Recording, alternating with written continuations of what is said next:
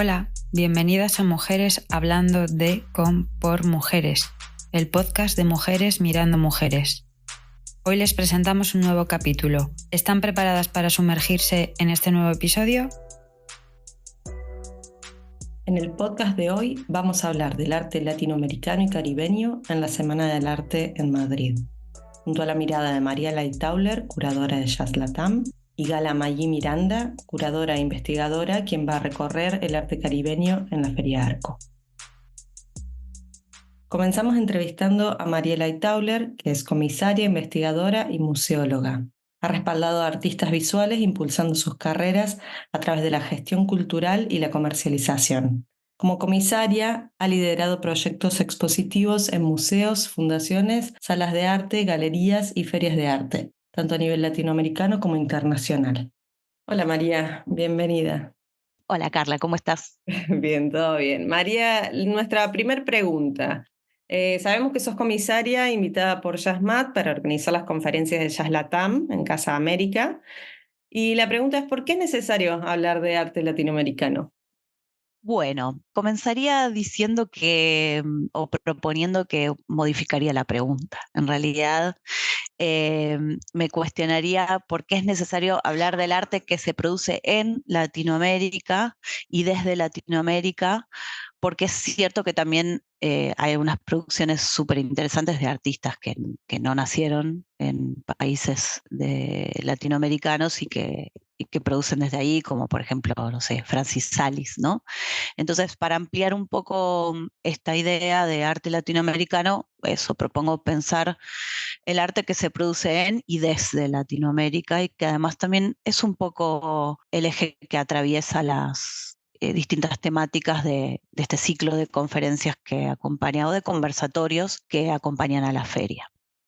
Ahora, respondiendo específicamente para no eludir la pregunta, ¿por qué? Bueno, creo que una cosa que hay que considerar es el surgimiento del concepto de arte latinoamericano cercano a la década del 60, que es un concepto que se construye desde una perspectiva externa a Latinoamérica y me atrevería a decir además desde una necesidad que no era propia de Latinoamérica y que básicamente proviene del mundo anglosajón y que originariamente hacía más referencia al arte mexicano que a todo lo que engloba actualmente el arte Latinoamérica, digamos, a nivel continental, ¿no? Pero creo que esto sí sirvió para que los artistas se dieran cuenta que durante décadas estaban demasiado influenciados y con la mirada muy puesta en Europa, y incluso, bueno, la formación de los artistas siempre se completaba con ese mítico viaje a Europa y al retorno traer las tendencias nuevas y tal. Entonces los artistas se dieron cuenta que podían volcar la mirada sobre sus propios orígenes, sus culturas originarias y las problemáticas que atravesaban a los artistas en la propia región y no traer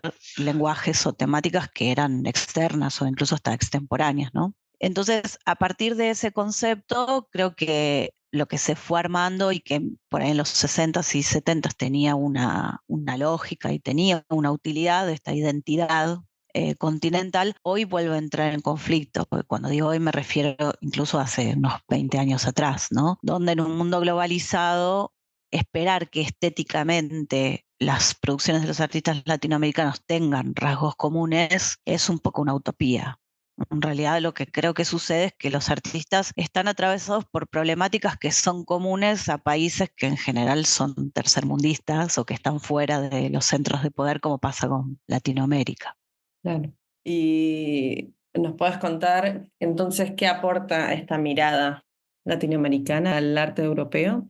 Bueno, creo que el arte latinoamericano a Europa le aporta o por lo menos pone a los ojos europeos en evidencia que hay otras condiciones de producción que en general son muy rudimentarias y que pese a ello el arte latinoamericano denota, muestra que es posible producir en ese contexto, incluso en contextos más difíciles y conflictivos, ¿no? Y además también creo que aporta una frescura y un rasgo genuino porque no está tan condicionado por el mercado o por el sistema del arte institucional, porque en muchos casos es muy precario o casi nulo. Claro. Entonces, frente a esa situación, como muchas veces las obras se sabe de antemano que no se van a vender o que no hay instituciones que las puedan incluir en sus colecciones y y todos los pasos que en los centros de poder siguen las obras de arte y los artistas, entonces tienen esa libertad de producción que a veces no se encuentra, ¿no? Todo esto no es contundente y hay casos particulares, ¿no? La idea es hacer una mirada general, aportar una perspectiva general. Entonces creo que aporta un poco esa cuestión de lo genuino y de lo fresco, totalmente libre de los condicionantes del mercado y los institucionales. Sí, totalmente. Y creo que las temáticas del arte latinoamericano actualmente difieren un poquito de las de quizás hace unos 20 años atrás, ¿no? ¿Cuáles crees que son las temáticas actuales del arte latinoamericano? Bueno, creo que si habláramos de hoy, como de la fecha calendario hoy, diría que la cuestión del extractivismo es central en Latinoamérica y que hay muchísimos artistas que están trabajando sobre eso, tanto por la falta de políticas nacionales o políticas estatales de proteccionismo frente a las cuestiones de cambio climático y al uso de los recursos, como también a falta de protección del uso y el aprovechamiento de los grandes capitales y de las grandes naciones de esos recursos. Y el arte está siendo un muy buen canal de puesta en evidencia de esas problemáticas. Y después creo que las temáticas de género están súper presentes, no solamente los abordajes feministas, sino también de la diversidad sexual y de la multiplicidad de géneros y de formas de vivir la vida desde ese lugar.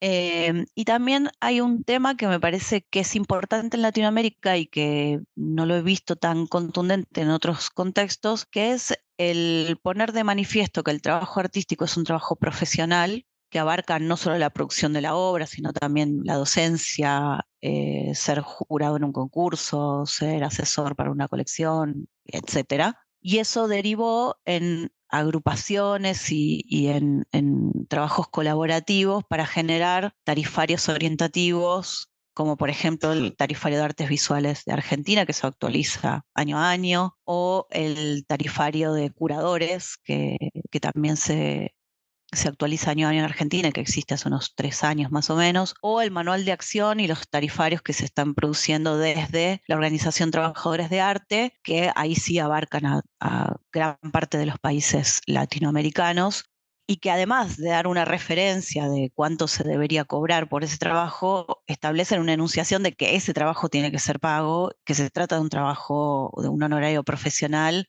ejercido por personas capacitadas e idóneas para la función. Entonces diría que ahí esas son para mí como esos 3 pilares, las cuestiones del extractivismo y del cambio climático, las temáticas de género amplias y el reconocimiento de la producción artística en términos profesionales. Y hablando un poquito sobre perspectivas de género, que sí es una temática que se trabaja mucho en el arte latinoamericano, ¿cómo encontrás la representación femenina en el arte latinoamericano? Bueno, puedo hablar de artistas que desde Latinoamérica que a mí me interesan tanto a nivel actual como histórico, que bueno, son referencias para mí. Voy a nombrar un artista que produce desde Tucumán, Argentina, que podría ser considerado como periferia. Digamos, Tucumán es una provincia que está lejos del centro productor de arte en Argentina, que es Buenos Aires. Y además viene de una familia trabajadora, es artista mujer, o sea que en algún punto como que tiene todas las características para ocupar un lugar menor, que sin embargo lo va ganando con el tiempo, que se llama Jessica Morillo y que se puede encontrar en Instagram como Piquete Textil, y trabaja desde las cuestiones de género, desde el arte textil, que además en algún punto también la hace periférica porque no trabaja sobre los soportes tradicionales. Yo conocí su obra hace unos años a través de una pieza que ella la denominó como Metacorpiño, dedicada a su madre, una madre que bueno, decidió no respetar el mandato familiar tradicional, una madre trabajadora, una madre que además también en algún punto había sido víctima de violencia de género, y como eso a ella la impulsó también a en toda su obra defender desde lo político y desde la acción artística los derechos de las mujeres, de sus libertades, y también cómo operar desde el discurso artístico contra esas injusticias. Después podría nombrar a una fotógrafa que para mí también siempre fue muy interesante, que es Paz Errázuriz, que es una fotógrafa chilena, que además de hecho fue ganadora del premio Foto España, para hacer alguna referencia local, y que también siempre puso mucho la mirada desde el retrato, desde la fotografía con cierto tinte documental, que igual lo pongo entre muchas comillas porque no es exactamente eso, no hay mucha metáfora, mucho simbolismo en sus trabajos, pero bueno, siempre poniendo la mirada sobre esos márgenes de los centros, que es algo que lo reitero mucho porque a mí desde lo curatorial me interesa trabajar con artistas que quedaron fuera de circulación o que fueron en un momento de la historia catalogados dentro de una temática y que en realidad su obra era mucho más vasta. Entonces, en general, los artistas que me gustan también son los que ponen la mirada sobre esas afueras de los mundos consolidados, podríamos decir. Bueno, y después hay un colectivo que, bueno, dejó de operar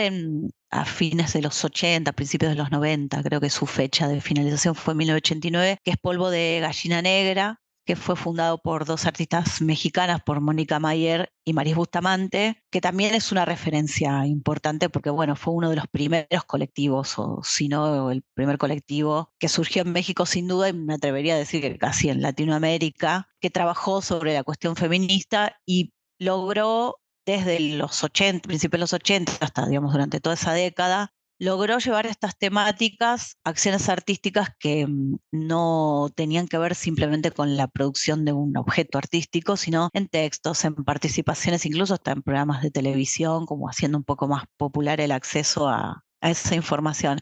Así que creo que esas son como las tres, o los tres puntos que me gustaría destacar en términos muy generales, yendo desde lo más actual hacia una mirada más histórica. Lindas referencias. María, además de comisaria, era representante de artistas visuales en Schiaco. En este último tiempo, ¿qué consideras que ha cambiado en la gestión de proyectos culturales?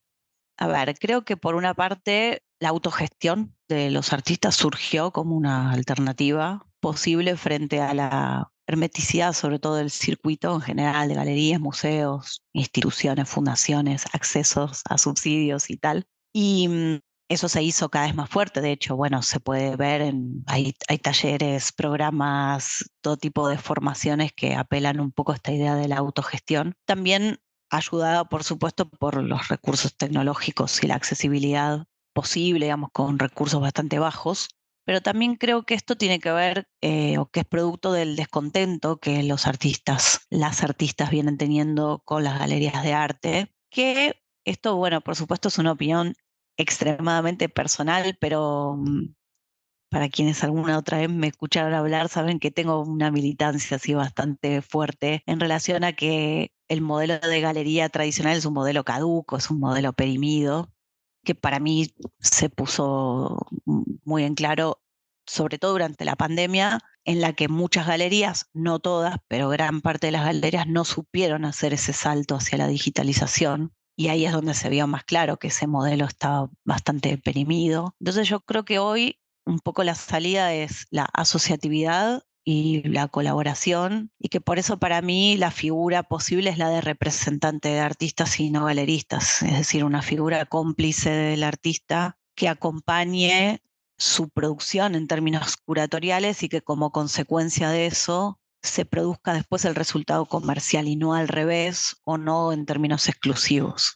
Porque creo que lo que además también las galerías no, en términos de gestión, no saben o no pueden o no quieren, no sé, tenemos que todavía develar eso, es escuchar las demandas de los artistas que necesitan ese partner, esa compañía. Por eso también creo que el rol curatorial cobró tanta validez y tanta importancia en los últimos años. Entonces creo que por un lado esta cuestión de la autogestión, de la figura de la representación, y que bueno, también por supuesto la posibilidad de adquirir o de vender una obra de arte online hace 10 años era algo desprestigiante, algo peyorativo. Hoy es un recurso como ineludible, ¿no? No puede existir artista que no tenga un canal de visibilidad y de circulación y por lo tanto de venta de sus obras online, ¿no? Entonces, bueno, eso obliga a que todo el sistema de no producción, pero sí del sistema del arte, ¿no? Es decir, los comisarios, los gestores, los galeristas, tengan que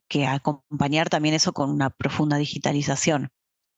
no quiero pecar de naif, porque bueno, muchos también pensaban que cuando surgió Internet se iba a producir una gran democratización de acceso a la información y tal. Y después esos caminos, esas ventanas se van cerrando, se van haciendo cada vez más elitistas. No voy a ser así de naif, pero sí es cierto que bueno, hay muchas artistas que tienen habilidades de gestión y que saben utilizar eficazmente estas herramientas que antes las artistas no tenían. Un artista tenía que estar en el staff de una galería porque si no, nadie le conocía.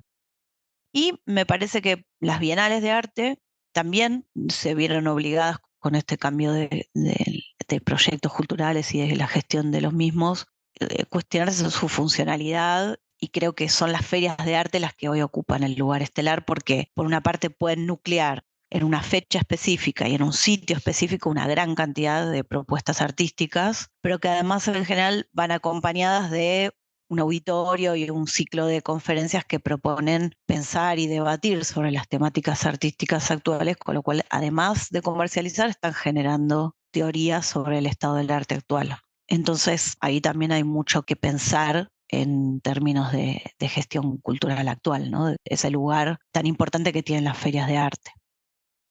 Bueno, y conectando un poquito la feria de arte y volviendo un poquito a Jazz Latam, primero preguntarte que nos cuentes un poquito de qué es lo que va a suceder en Jazz Latam.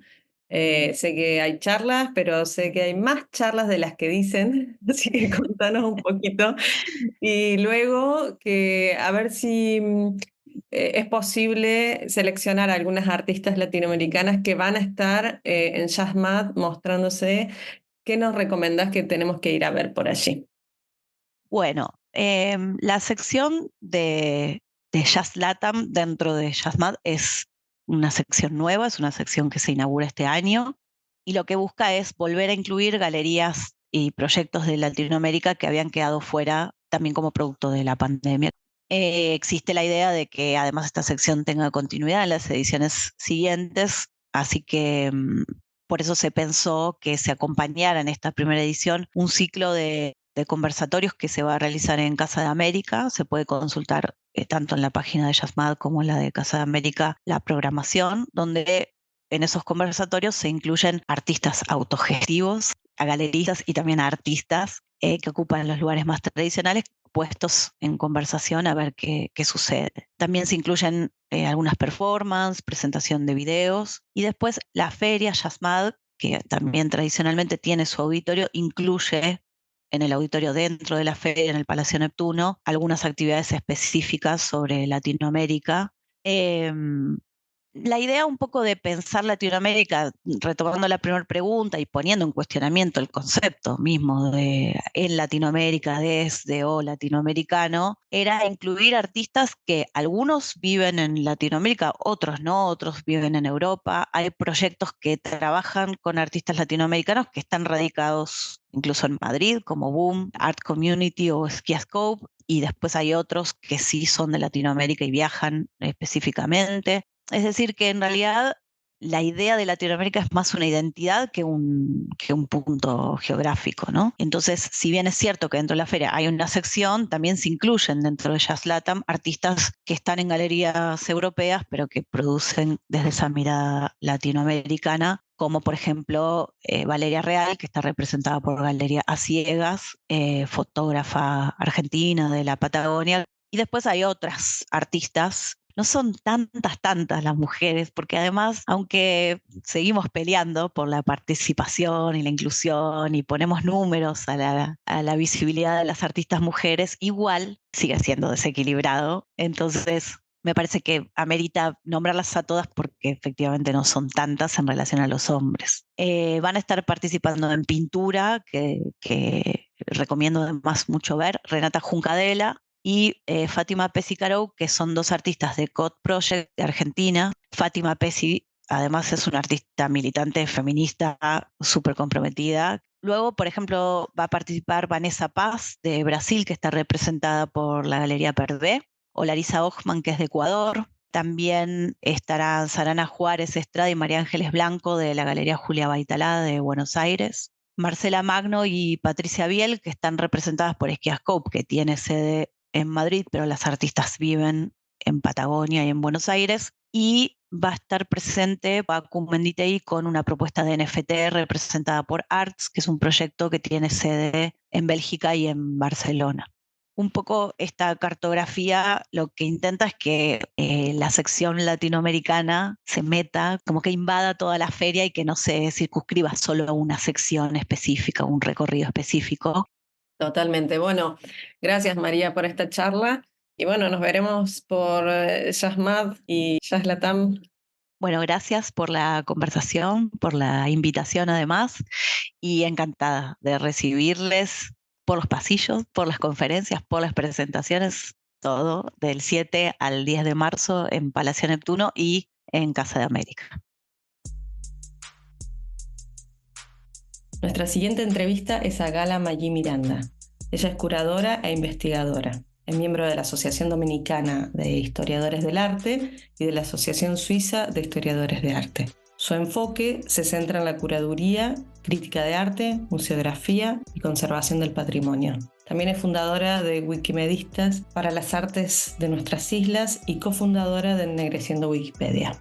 Recientemente creó Arte Caribe al Centro para dar a conocer a artistas caribeños que son parte de la diáspora en Europa. Hola Gala, bienvenida. Hola, muchísimas gracias por invitarme. Gracias a ti. Gala está estudiando el arte caribeño y a sus artistas que crean dentro y fuera del Caribe, y nos gustaría que nos cuentes cuál va a ser tu participación en Narco. Sí, bueno, mire, muchísimas gracias por invitarme al podcast de Mujeres Mirando Mujeres. Es un gran honor. Admiro mucho el trabajo de ustedes. En realidad, voy a Arco porque soy curadora independiente, además de ser historiadora de arte e investigadora. Trabajo en un museo de arte contemporáneo, que es el Museo de Arte Contemporáneo de la ciudad de Biel, aquí en Suiza. Trabajo ahí como investigadora y soy encargada de la colección. Y al lado tengo una actividad anexa como curadora independiente en historia del arte. Entonces, en ese marco, voy a ir como iniciativa personal y propia porque considero que lo que va a suceder en la Feria de Arco del 2024, ningún especialista del Caribe debería de perdérselo, muchísimo menos si estamos residiendo en Europa, porque va a haber un espacio que se titula La orilla, la marea, la corriente, un Caribe oceánico, que es curado por Carla Acevedo Yates y por Sara Herman. Y tú vienes a presenciar y a conectarte con esos artistas. En realidad, eh, ha habido una coyuntura de la cual me siento bendecida, y es que la señora Mila, de fundadora y creadora y directora de Mujeres Mirando a Mujeres, me ha aceptado para hacer un reportaje de lo que yo pueda ver en ese espacio en cuanto a mujeres artistas visuales. Yo siempre cuando voy a una exposición llevo un cuaderno y guardo mis cuadernos. A veces está prohibido tomarle foto a las imágenes, a las obras de arte, y yo hago bocetos. Entonces tengo muchos cuadernos de las exposiciones a las cuales he visitado y haré eso también. Y dentro de tus proyectos tienes muchos proyectos digitales donde prima el conocimiento del arte y de artistas caribeños, pero también de la cultura africana y sus personalidades. ¿Nos cuentas un poquito cuál es la conexión entre esos proyectos y la importancia que tienen para ti? Con mucho gusto. Mire, en realidad soy wikimedista. Abogo también por el movimiento libre. Por ejemplo, en mi computadora no tengo los programas que son con licencias pagadas. Entonces, como wikimedista, eso comenzó así en realidad. Yo quería quedarme en República Dominicana después de mi licenciatura a vivir porque quería estar allí. Había hecho mi tesina de licenciatura sobre artistas del Caribe en la zona colonial de Santo Domingo, la memoria colectiva de Halbach. Y luego me regresé aquí para hacer la maestría, aconsejada por mi madre, mi querida madre, mi mamá que adoro. Y entonces hice la maestría en Historia del Arte, pero sentía un desgarre muy grande, emocional, un desgarre de decirme, pero yo estoy en Europa, me están enseñando a Rothko, a Vasarely, Kandinsky, en fin, a los que la historia del arte que todo el mundo conoce.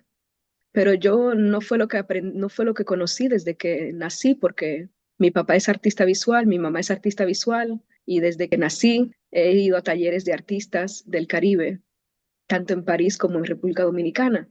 y hay muchos nombres, muchas personas que frecuenté desde que soy niña. Suelo decir que bebí, tragué, transpiré, sudé, comí arte caribeño desde que nací. Y eso no lo veía yo en la maestría, entonces yo decía, pero hay una dicotomía ahí, ¿cómo hago? Debo de estar en República Dominicana para trabajar para ellos. Y en realidad, pues Wikipedia surgió así como algo para cual justamente puedo hacerlo estando desde aquí. Y la primera biografía que redacté es la de Iris Pérez.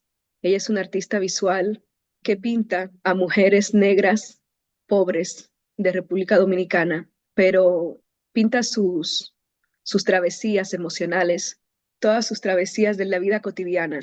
Iris Pérez fue justamente también de ella que hice mi tesis de maestría, es sobre su investigación. Entonces, pues hice su biografía Wikipedia y creo que eso le puede ayudar un poco, creo que le ha ayudado un poco. Y entonces me siento sumamente feliz porque aporto mi granito de arena, ¿me entiende? Por ejemplo, le voy a dar el ejemplo de Miguelina Rivera, que es la artista de arte caribe al centro que es con la que estamos colaborando y que estoy apoyando y defendiendo. Miguelina Rivera es la otra biografía en Wikipedia que acabo de crear y ambas están en francés porque justamente es para darles visibilidad internacional. Muy interesante que además nos vayas contando un poquito sobre algunas artistas mujeres que se destacan, que probablemente no todo el mundo conoce y vamos a empezar a investigar un poquito más. Cambiando un poquito de tema, o no, o siguiendo un poquito con el arte caribeño, pero también se habla de arte latinoamericano. En la feria se van a encontrar arte latinoamericano y específicamente arte caribeño. ¿Crees que hay diferencia entre esta Sí, definición de arte latinoamericano y arte caribeño y cuáles? sí, definitivamente que lo hay.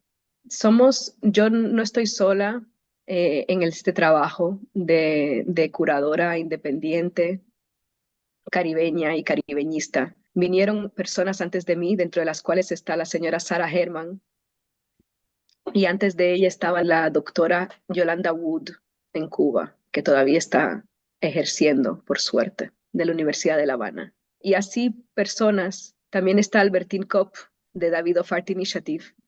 Somos personas que trabajamos y abogamos por el ecosistema de las escenas artísticas y de las realidades, coyunturas de personas que nacieron en el Caribe o que vivieron toda su vida en el Caribe y que se transbordan, que pueden estar también en Europa, que vienen y van o que vienen y residen en Europa. Entonces, creo que hay un ecosistema de escenas artísticas que se ha desarrollado desde la Universidad de La Habana, Cuba, y desde el Centro de Estudios Avanzados de Puerto Rico y el Caribe, con sus programas de doctorado de ambos. ¿Y consideras que hay características específicas dentro del arte caribeño? En realidad, esa pregunta se la agradezco, pero prefiero las palabras, no creo que debamos de tratar de arte caribeño, sino de personas caribeñas. Eso es lo importante. Somos seres humanos. Yo soy, o sea, ¿cómo vamos a hablar? O sea, trabajo durante 365 días del año, soy un ser humano. Mire, yo soy caribeña, caribeñista también, resido en Suiza y realmente nací en París. Viajé toda mi vida porque soy hija de una diplomática, de mi madre que ejerció como diplomática, porque es una historia, también la historia de mi madre es la que hace que desee ejercer la historia del arte desde un punto de vista ético, porque el machismo psicológico de mi padre hizo que mi madre no ejerciera como artista visual, que fue lo que ella estudió. Entonces, a ella le debo todo porque trabajó como diplomática en el servicio del exterior, pero fíjese las cosas de la vida. Mi padre es un artista muy conocido en República Dominicana y en París, y sin embargo, y tiene su fundación, Fundación Juan Magí, de la cual soy presidenta, y mi madre no está en la historia del arte. Justamente por eso es que he creado Arte Caribe al Centro.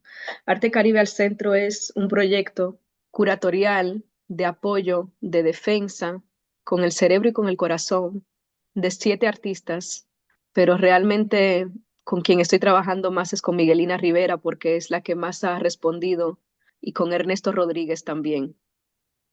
¿Nos cuentas un poquito qué es Arte Caribe al Centro? Sí, con mucho gusto. Arte Caribe al Centro surgió así. Como somos seres humanos precisamente, pues estas personas son conocidas mías y somos amigas, entonces nos llamamos y nos apoyamos porque, por ejemplo, el invierno aquí en Suiza es muy, muy duro y en Francia también, ¿no? El invierno, el otoño, la lluvia, el frío, nos salimos y para una persona caribeña, pues puede ser un poco, puede traer depresiones. Entonces, pues yo lo necesitaba y fui a visitar a Ernesto Rodríguez en Giubasco, en el Ticino. Él es un gran ceramista de República Dominicana. Él viene de Santiago de los Caballeros y es un excelente ser humano, sobre todo eso. Por eso es que es la historia desde un punto de vista ético. Y entonces me di cuenta que las llamadas de vez en cuando, pues hacen bien. Y así es como surge que hable con él regularmente, una vez al mes o una vez cada 2 semanas. Y he decidido que esto se llame Arte Caribe al Centro, porque lo poco o mucho que yo pueda escribir en mi blog sobre ellos va a ser para que, porque oiga lo que pasa es que si Rothko es Rothko, si Cézanne es Cézanne, si Kandinsky es Kandinsky, es porque hay personas que escribieron sobre ellos, porque lo que queda y lo que permanece es la escritura. Jacques Viot dijo y escribió muchas veces sobre el llanto que permanece, la permanencia del llanto. Pero yo digo que la escritura permanece, los archivos, inéditos o no, publicados en algún momento, la escritura permanece. Entonces, lo poco o mucho que puede escribir sobre Miguelina Rivera y sobre Ernesto Rodríguez, que forman parte de Arte Caribe al Centro, es para que se quede plasmado en esta historia, en la gran historia con H mayúscula del arte. Y esta mirada caribeña que estábamos hablando, ¿qué consideras que le aporta al arte europeo? Bueno, miren, voy a decirle una citación del libro Pequeños y grandes secretos en el mundo del arte, con la cual no estoy para nada de acuerdo, pero el libro es uno de mis libros preferidos. Pero esa citación es muy importante para Arte Caribe al Centro. Considerar a un artista en función de su nacionalidad es una mala manera de ver el mercado. Esta segmentación solo responde a una lógica comercial. ¿Qué importa que Van Gogh sea holandés, Picasso español, Brancusi rumano o Félix González Torres cubano? Los grandes artistas son aquellos que han conseguido olvidar su nacionalidad, romper fronteras y cuya obra es universal. Yo no estoy de acuerdo con eso. ¿Por qué no estás de Eh, acuerdo con ello? Justamente porque somos seres humanos detrás, porque somos artistas, a las personas se les olvida que si no hay una persona detrás, pues no hay arte, ¿no? No hay la obra, no hay pintor, no hay artista, no hay creador, no hay performance, no hay nada. Entonces somos seres humanos que nos despertamos cada mañana, que almorzamos, que desayunamos y que cenamos y que tenemos emociones también. Entonces, no es lo mismo ni es igual. Le voy a dar una temática del visado, los visados, los pasaportes, los países a los cuales se pueden visitar con una nacionalidad o con otra. Ninguna nacionalidad del Caribe, salvo las islas que son francesas, holandesas o inglesas todavía, pueden viajar libremente a los museos del Guggenheim, por ejemplo, de Bilbao, le voy a dar el ejemplo, ¿no? No puede. ¿Cómo lo hace? Si tiene solamente ese pasaporte, tiene que pedir una visa. Es la pirámide de Maslow. Son los bienes de necesidades básicas. En República Dominicana y en el Caribe, la pirámide de Maslow está invertida. Las necesidades básicas no están adquiridas, pero la creatividad, en vez de estar a la cima, está abajo, es lo más importante, la creatividad. Porque, por ejemplo, cuando se va la luz, cuando hay un corte de luz, ¿cómo se hace? Si el artista está dibujando con una plumilla, prende una vela todavía en el siglo XXI, ¿usted se imagina? Entonces esas son las cosas, es la pirámide de Maslow invertida. Y la última pregunta, ¿nos puede recomendar algunas artistas caribeñas para visitar en la Feria Arco? Le quería recomendar Gina Jiménez Suriel, es curadora e investigadora. Eligió 15 galerías jóvenes para participar en Arco y como confío mucho en su trabajo porque la admiro, pues esas son las galerías que le voy a aconsejar, las que ha elegido Gina Jiménez Suriel. Dale, muchas gracias, Gala, y éxitos en la Feria Arco. Hasta aquí nuestro podcast de hoy. Puedes dejarnos algún comentario en nuestras redes sociales, visitar nuestra página web www.mujeresmirandoamujeres.com y consultar cómo asociarte. No te lo pienses, súmate. Hasta el próximo capítulo, mujeres.